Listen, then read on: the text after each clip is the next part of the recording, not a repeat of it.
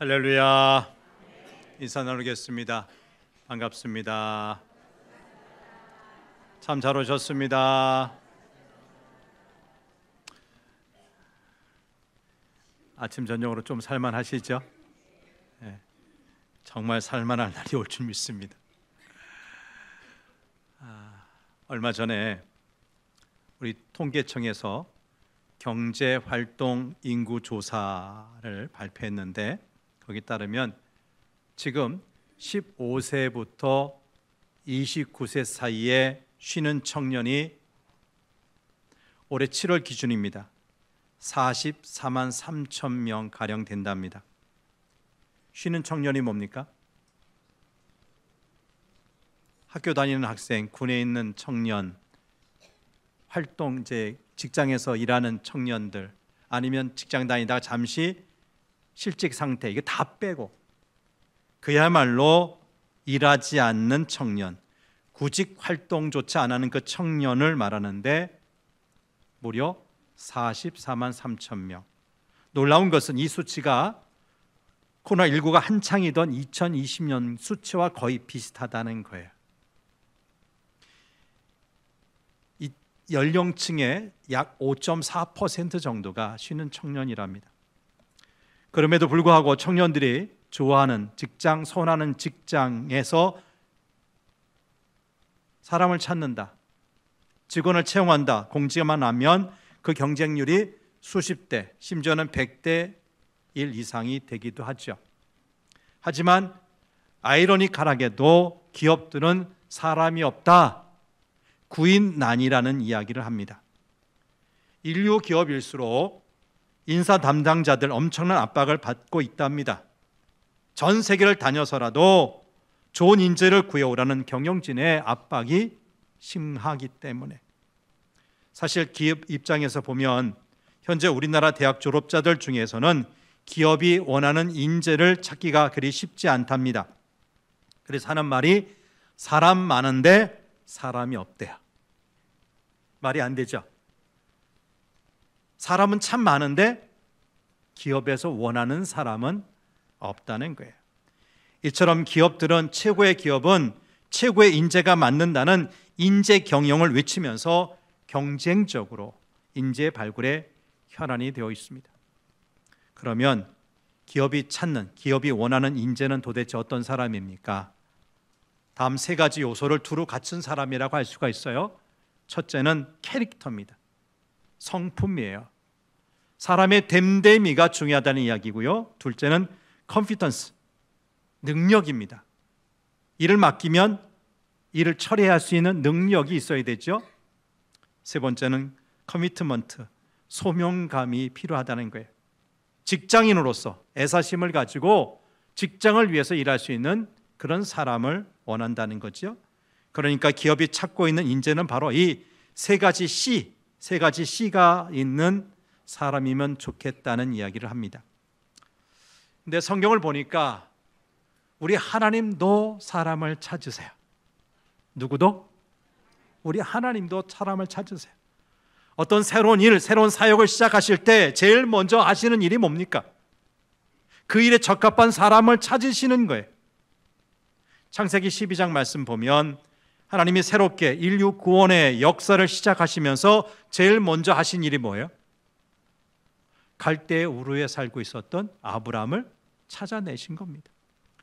출애굽기 3장 말씀 보면 출애굽 역시 제일 먼저, 출애굽 역사에서 제일 먼저 하신 일이 뭐예요? 모세라는 사람, 미디안 광야에서 양치던 사람이었거든요. 근데 그를 찾아내셔서 사명 주신 거예요. 우리 예수님도 마찬가지입니다. 공생애를 시작하시면서 제일 먼저 하신 일, 12명의 제자를 찾아내신 겁니다. 이방인들에게 복음을 전하시면서 제일 먼저 하신 일도 바울이라는 사람을 찾아내시는 겁니다. 하나님은 오늘도 하나님의 일을 위해 사람을 찾으십니다. 인재를 찾으십니다. 그것이 큰 일이든 작은 일이든 하나님의 일을 위해서 요긴하게 쓰임받는 일꾼을 찾으신다고요. 그러면 우리 하나님이 찾으시는 사람은 어떤 사람일까? 하나님께서 원하시는 인재는 어떤 요소를 갖춘 사람일까? 오늘 본문에서 그 답을 찾아보려고 합니다. 오늘 본문은 선지자 이사야가 경험한 하나님의 영광과 하나님께 받은 거룩한 소명에 대한 그 내용을 기록한 말씀입니다. 이사야는 성전에서 보좌에 앉으신 하나님을 보았어요. 이것은 단순한 꿈이나 환상이 아니었습니다. 하나님의 영광이 직접 이사야에게 나타난 것입니다. 지금 우리 시대의 말로 이 이사야가 경험했던 보좌에 앉으신 하나님의 영광이 필요한 시대가 아닐까 싶어요. 우리 주위를 보면 너무나 많은 사람들이 하나님의 영광을 모른 채 신앙생활을 하고 있어요. 입술로는 하나님의 영광을 말하고 그 영광을 찬양한다고 하면서도 정작 하나님의 영광이 무엇인지에 대해서는 너무 무지한 시대가 바로 우리가 사는 이 시대가 아닐까 싶습니다. 여러분, 하나님의 영광을 모른 채 신앙생활하는 우리 교회에 나타나는 영적 현상이 무엇일까요? 그것은 교회의 본질적인 사명을 망각하는 것, 잊는 거예요. 복음에 헌신하는 성도를 찾아보기가 이제는 쉽지 않은 거예요. 그러면 하나님의 영광에 대해서 무지한 성도들에게 드러나는 그 증세가 무엇입니까? 소명의식, 하나님께서 나를 부르셨다는 소명의식이 사라지는 겁니다. 신앙의 뜨거움이 실종되는 겁니다. 형식화된 신앙, 감동이 없는 신앙 속에서 자신의 어떤 소원, 자신의 일은 열심히 구하지만 하나님의 일은 구하지 않는 신앙의 화석화 현상이 일어나는 것입니다. 하나님은 바로 이와 같은 상황에서 이사야에게 당신의 영광을 보여주시고 거룩한 소명을 주셔서 교회와 성도의 본질과 사명을 회복시켜 주셨습니다. 우리에게도 이런 은혜가 있기를 간절히 바랍니다. 먼저 이사야에게 이러한 영광의 체험이 일어난 때, 주어진 때가 언제냐 하는 거예요. 1절 상반절 말씀을 같이 보지요. 시작. 우시야 왕이 죽던 해에. 언제라고요? 우시야 왕이 죽던 해였습니다. 다시 말하면 남유다라는 나라가 굉장히 어려운 때였어요. 우시야는 남유다에서 가장 유능한 왕으로 평가받던 사람, 곧 솔로몬 이후 거의 쓰러져 가던 남유다의 영광을 재현한 왕이었습니다.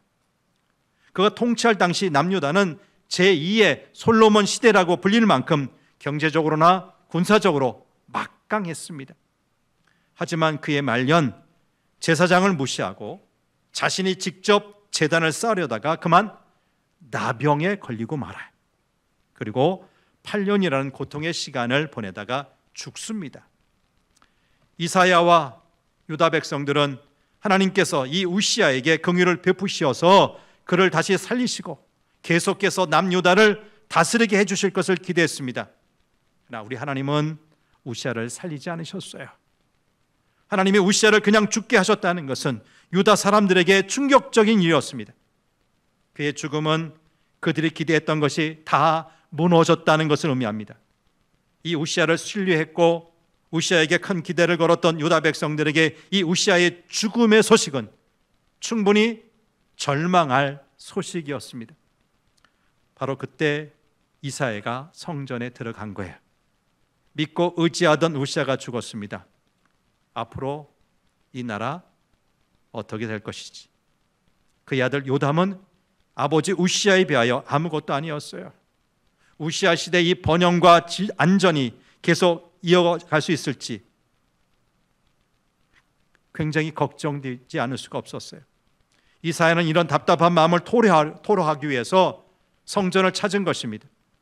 근데 바로 그때 하나님은 이사야에게 기이한 하나님의 영광을 보여주셨어요. 우시야가 죽었다고 걱정하지 말라는 것입니다. 이스라엘 곧 남유다를 지키시는 것은 우시야가 아니라 하나님의 영광이라는 것을 똑똑히 보여주신 것입니다. 성도 여러분, 답답할수록 하나님 앞에 나오셔야 합니다.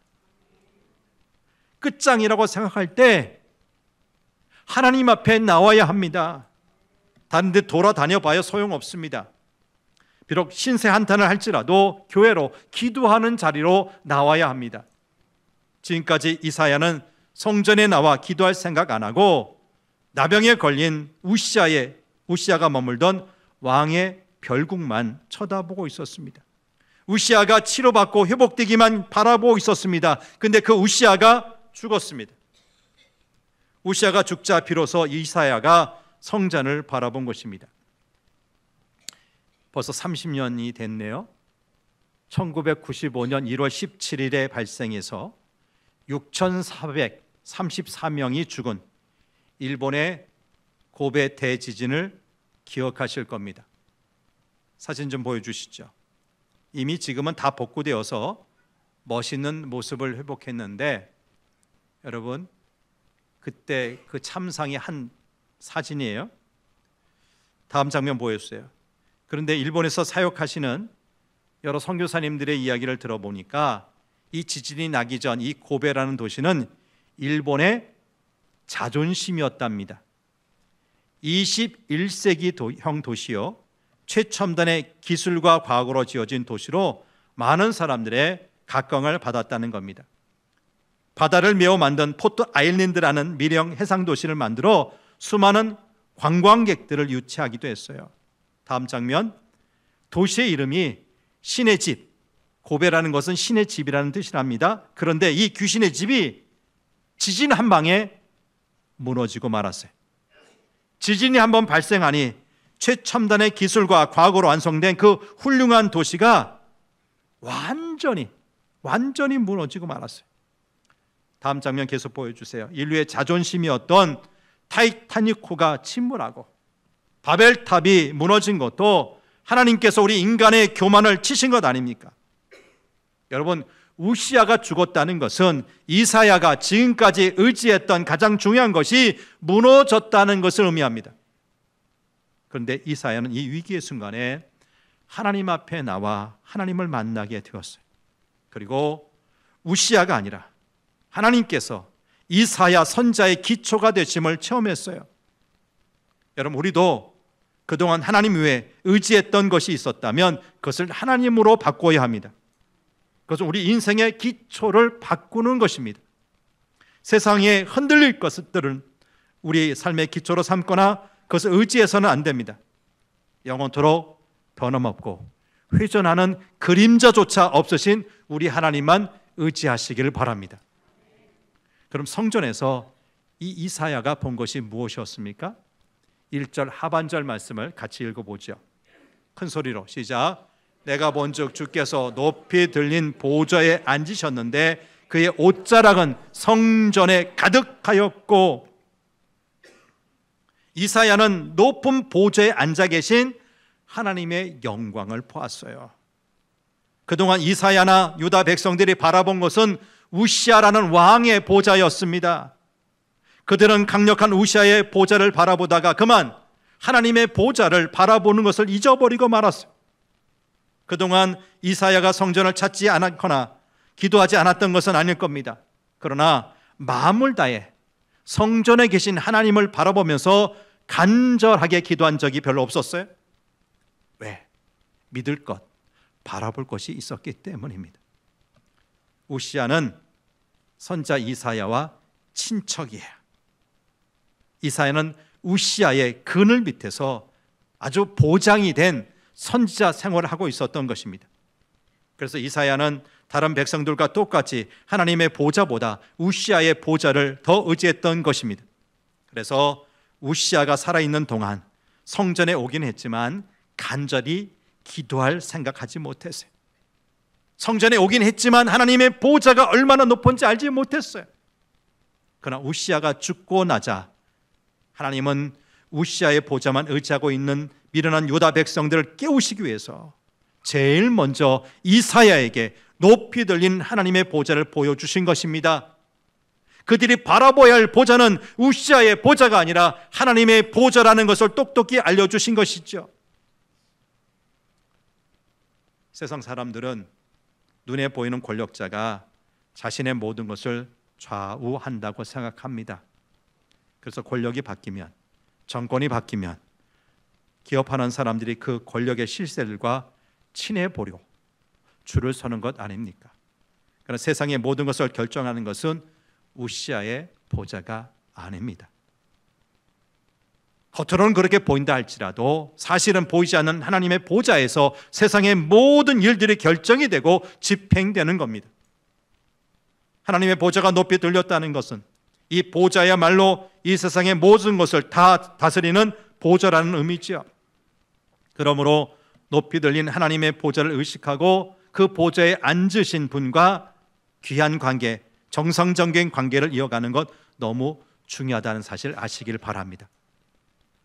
이사야는 높이 들린 보좌에 앉으신 하나님만 본 곳이 아니라 그의 옷자락이, 하나님의 옷자락이 성전에 가득한 것도 보았어요. 그 옷자락이 얼마나 넓은지 성전의 모든 것을 덮고 있었어요.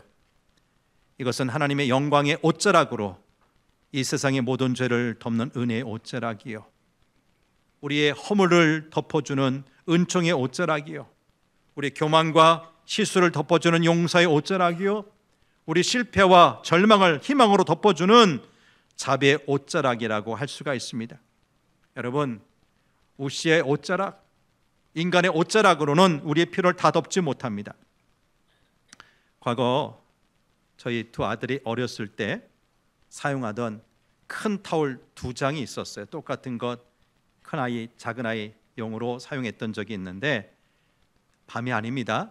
제가 피곤해서 오후에, 주일 오후에 잠깐 눈을 비칠 때 소파에서 잠을 이제 붙이려고 하면 뭐 이불까지 덮을 필요 없으니까 그 타올 갖고 제 몸을 이제 가린 적이 있어요. 근데 여러분, 그 타올 가지고 제 몸이 다 가려집니까? 제 몸을 가리려고 하면 발이 나와요. 발이 약간 좀 선선해서 이제 끌어내려서 발을 덮으면 몸통이 나오고요. 그래서 어느 때 보면 잔뜩 웅크리고 잠이 든 것을 보고 아내가 저를 불쌍히 여겨서 이불 덮어주면 그제야 웅크렸던 몸 펴고 편히 잤던 기억이 있습니다. 여러분, 지금까지 이사야와 유대 사람들이 덮으려고 했던 옷자락은 인간의 옷자락, 우시아의 옷자락이었어요. 그러나 그것은 다리를 덮으려고 하면 몸이 나오고 몸을 덮으려고 하면 발목이 나오는 그런 옷자락이었다고요.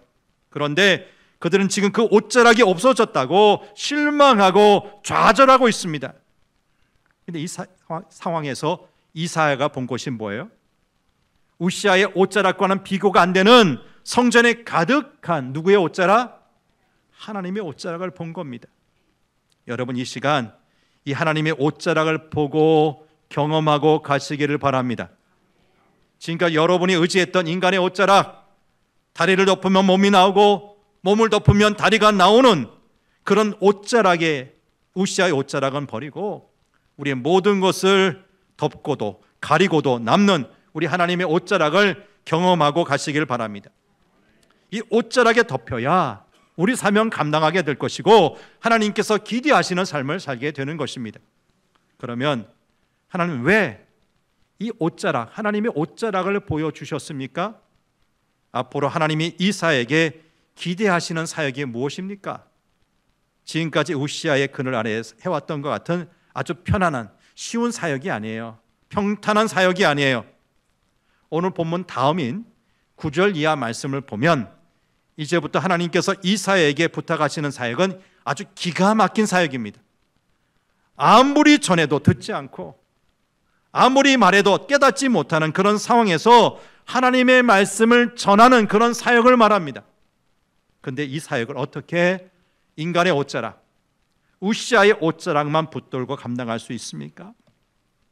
여러분, 이 세상에서 우리 하나님의 기대대로 산다는 것, 말씀을 붙들고 복음에 헌신하고 산다는 것은 그리 쉬운 일이 아닙니다.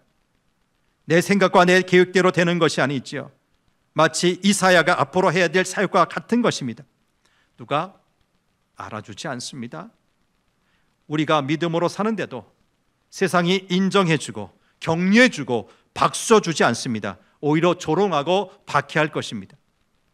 우리가 국내외 선교하고 우리 지역사회에 섬기고 새생명 전도 축제를 하면서 영혼을 구원하기 위해 헌신하면 돈이 생깁니까? 우리의 명성이 나타납니까? 아니면 유명해집니까? 그렇지 않잖아요. 그럼에도 불구하고 우리가 하나님의 기대대로 살기 위해서는 인간의 옷자락을 바라보아서는 안 된다는 겁니다.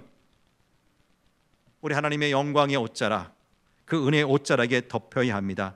그래야 우리의 사명 넉넉히 감당할 수가 있습니다. 여러분, 우리 교회 이 하나님의 옷자락이 가득하기를 바랍니다. 우리 교회는 우시아의 옷자락이 아니라 우리 하나님의 은총의 옷자락이 가득해야 합니다. 우리 교회가 이 하나님의 옷자락으로 가득하도록 기도하시기를 바랍니다. 그래서 이 전을 드나드는 사람 모두가 그 은혜 옷자락에 덮여서 우리 하나님의 바람, 우리 하나님의 기대대로 사는 역사가 있기를 축복합니다. 그 다음 이사야가 본 것이 무엇입니까? 2절에서 4절까지 나오는 말씀을 같이 보지요. 시작. 스랍들이 모시고 섰는데 각기 6 날개가 있어 그 둘로는 자기의 얼굴을 가리었고 그 둘로는 자기의 발을 가리었고 그 둘로는 날며 서로 불러 이르되 거룩하다 거룩하다 거룩하다 만군의 여호와여 그의 영광이 온 땅에 충만하도다 하더라. 이같이 화답하는 자의 소리로 말미암아 문지방의 터가 요동하며 성전의 연기가 충만한지라. 이사야는 스랍, 천사들을 말하죠. 영적 존재 천사들을 말하는데 이 천사들이 화답하는 우렁찬 함성으로 성전의 문지방의 터가 요동하며 연기가 가득함을 보았어요. 곧 하나님의 영광을 본 겁니다. 그 영광이 얼마나 크고 놀라운지 천사들도 그 영광 앞에서 자신의 부정함이 드러날까 봐 날개로 눈을 가리고 발을 가렸다고 했어요. 여러분, 천사들은 영적인 존재, 죄가 없는 존재들입니다. 그런데도 하나님의 영광 앞에 서니까 그 순결한 천사들도 2 날개로는 얼굴을 가리고 2 날개로는 발을 가려야 할 정도로 너무나 정결하고 깨끗하고 거룩하고 영광스러운 하나님이었다는 겁니다. 이사야가 성전에 가득한 하나님의 옷자락을 보고 또 천사들이 거룩하다고 노래하는 하나님의 영광을 본 순간 어떤 일이, 어떤 현상이 벌어졌습니까? 성전 문지방의 터가 어떻게 됐다고요? 요동쳤다, 요동쳤다, 흔들렸다는 것입니다. 이것은 지금까지 이사야가 정당하고 의롭고 깨끗하다고 여겼던 모든 것이 전부 틀렸음을 알려준 것 아닙니까? 지금까지 그토록 자랑했고 자부심을 가져왔던 모든 것이 하나님의 영광 앞에는 너무나 부끄럽고 더러운 것으로 드러난 것입니다. 마치 사도 바울이 다메섹에서 예수 그리스도의 영광을 체험한 다음 지금까지 자신이 소중하게 끌어안고 있었던 모든 것을 배설물처럼 여긴 것과 같은 거죠. 그래서 이사야가 탄식한 것입니다. 5절 말씀을 같이 보죠. 5절 말씀 큰 소리로 시작. 그때 내가 말하되 화로다 나여 망하게 되었도다. 나는 입술이 부정한 사람이요 나는 입술이 부정한 백성 중에 거주하면서 만군의 여호와이신 왕을 배웠음이로다 하였더라. 여러분, 이것이 하나님의 영광 앞에서 자신을 바라본 사람, 자신의 추함을 바라본 사람의 마땅한 반응입니다. 이사야는 거룩한 하나님의 영광 앞에서 깨끗한 천사들도 날개로 얼굴을 가리고 발을 가리는 그 거룩한 영광 앞에서 견딜 수 없는 자신의 부정함을 느꼈습니다. 그래서 부르짖었습니다. 화로다 나여 어떻게 되었다고요? 망하게 됐구나. 망하게 됐구나. 지금까지 이사야는 자신이 제법 괜찮은 선자인 줄 알고 살았어요. 그의 설교는 명설교였습니다. 백성들의 죄를 지적하면서 바르게 살라고 촉구하기도 했습니다. 그의 설교를 듣고 얼마나 많은 사람들이 은혜 받았다고 했는지 모릅니다. 그런데 막상 하나님의 영광을 본 그가 했던 고백이 무엇입니까? 나는 입술이 부정한 사람이구나. 난 어떤 사람이라고요? 수없이 하나님의 말씀을 외쳐왔는데 그런 내 입술 보니까 나는 부정한 사람이구나. 여러분, 하나님의 영광을 경험하면 지금까지 정상적으로 보였던 것들이 이제는 정상이 아니라는 것을 깨닫게 됩니다. 정말 가난한 심령이 되고 애통하는 심령이 됩니다. 하나님의 옷자락에 덮이면 지금까지 전혀 문제가 없었다고 여겼던 자신의 삶이 문제투성이고 죄악투성이고 허물투성인 줄 알게 되는 거예요. 하나님의 영광을 보기 전까지 이사야는 자신에게 아무런 문제가 없는 줄 알았어요.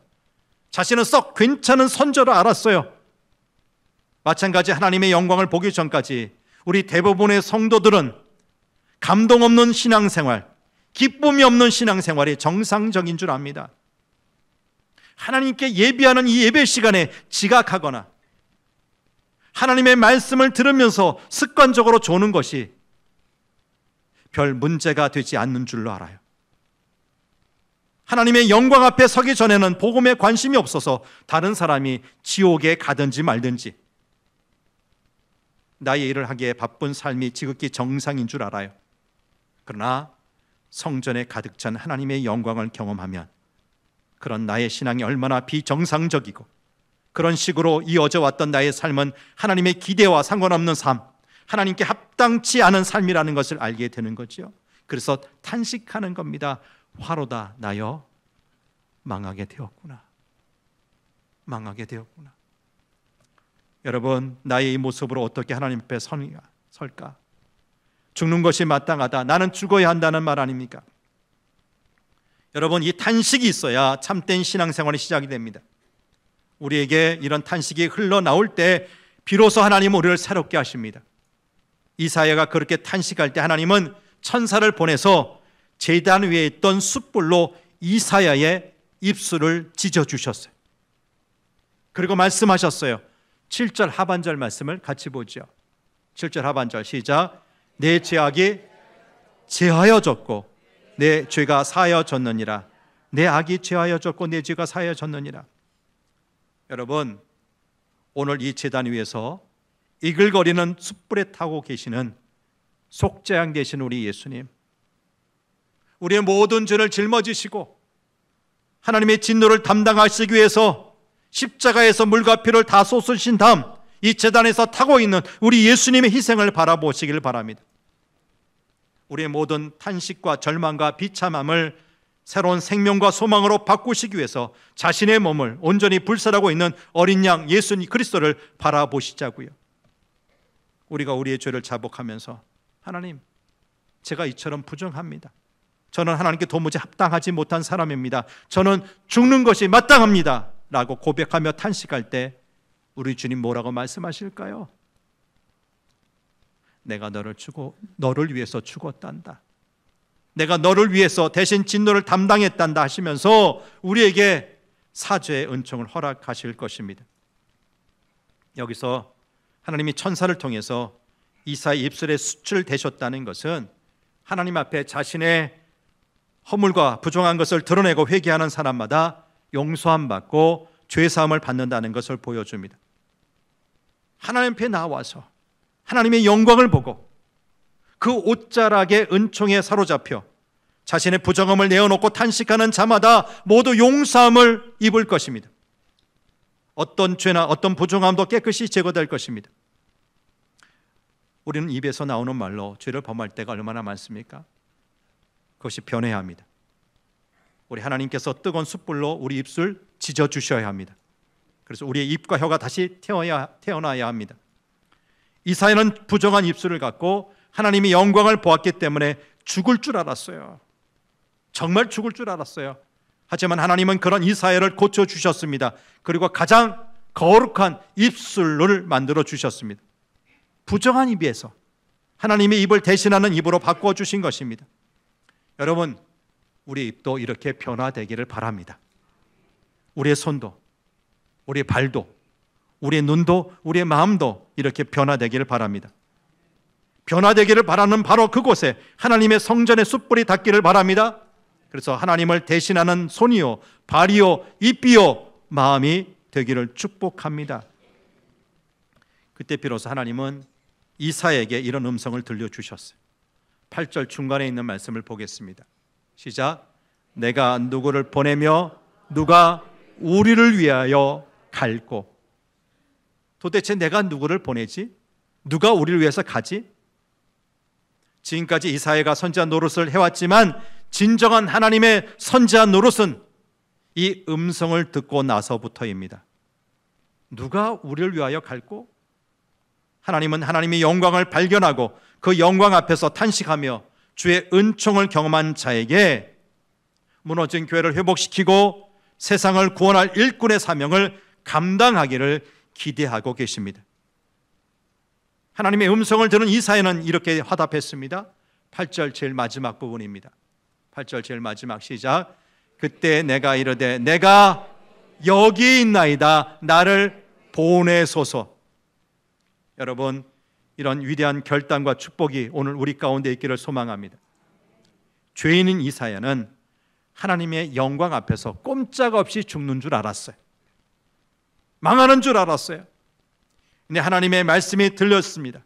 자신은 쓸모없고 무능하다고 생각했는데 하나님이 부르셨어요. 자신의 삶을 지탱하여 줄 세상의 빽과 소망이 사라져서 절망하고 있는데, 우시아가 죽어 절망하고 있는데 하나님이 새롭게 부르신 거예요. 여러분, 죽었다고 생각할 때가 사는 때입니다. 우리의 육신이 죽어야 새로운 영생의 삶이 시작되지 않습니까? 하나님의 미랄이 땅에 떨어져 썩고 죽어야 비로소 30배, 60배, 100배 결실을 맺지 않습니까? 에스더가 죽으면 죽으리라 하고 죽음을 각오했을 때 이스라엘 민족 전체가 살지 않았습니까? 예수님도 십자가에서 돌아가심으로 온 인류를 구원하신 것 아닙니까? 죽고자 하는 사람 살 것이요 살고자 하는 사람 죽습니다. 우리 사람 죽어야 삽니다. 죽어야 삽니다. 이사야는 다시 태어난 심정이었을 겁니다. 옛날에 이사야는 끝이 나고 새로운 이사야가 시작된 것입니다. 여러분, 우리 하나님을 만난 사람, 예수님을 만난 사람은 화가 아니라 복입니다. 죽는 길이 아니라 사는 길입니다. 죄인은 죽고 의인은 삽니다. 여러분, 누가 의인입니까? 하나님을 믿는 사람, 예수님 믿는 자가 의인입니다. 하나님을 만난 자가 삽니다. 이 진리를 하나님을 만난 적도 하나님을 들은 적도 없는 사람들에게 전합시다. 그래서 우리 모두 함께 구원의 공동체를 아름답게 세우기를 간절히 바랍니다. 하나님 아버지, 도대체 하나님은 어떤 사람을 찾으십니까? 우시아 같이 교만해지는 사람, 인간의 힘으로 모든 것을 할 수 있겠다는 사람, 하지만 그는 교만의 문둥병을 앓다가 죽고 말았습니다. 우리는 다시 인간, 어떤 우시아 같은 인간이 아니라 하나님의 영광을 보기 원합니다. 높은 보좌 위에 계신 우리 하나님, 성전에는 그의 옷자락이 가득했다 했습니다. 우리 아무런 소원도 성취해 줄 수 없는 그런 인간의 옷자락이 우리의 기도의 대상, 우리의 도움의 대상이 아님을 알게 하여 주옵소서. 성전을 가득 덮은 우리 하나님의 옷자락만이 우리를 용서하시고 셈 주시고 이 땅에서 사명 감당할 수 있는 능력 주신다는 것을 알게 하여 주옵소서. 하나님의 영광을 체험한 다음에야 비로소 이사야도 제대로 하나님의 선지자 역할을 감당할 수 있었습니다. 전에도 듣지 않는 사람들, 마음이 완악해서 하나님의 말씀을 외쳐도 깨닫지 못하는 사람들에게까지도 하나님의 말씀을 전한다는 것 얼마나 어렵습니까? 하나님을 만나기 전 이사야 같으면 이미 포기했을 겁니다. 하나님의 영광을 체험했기 때문에 그런 어려움의 사명조차도 끝까지 완수했던 우리 이사야처럼 우리 모두 하나님의 영광을 체험하기를 원합니다. 하나님의 옷자락에 덮이기를 원합니다. 그래서 우리에게 주신 사명도, 말씀의 전파의 사명도 끝까지 완주하는 역사가 우리 모든 성도교회 교우들을 통해서 이루어지게 하여 주옵소서. 우리 구주 예수님 이름으로 기도합니다. 아멘.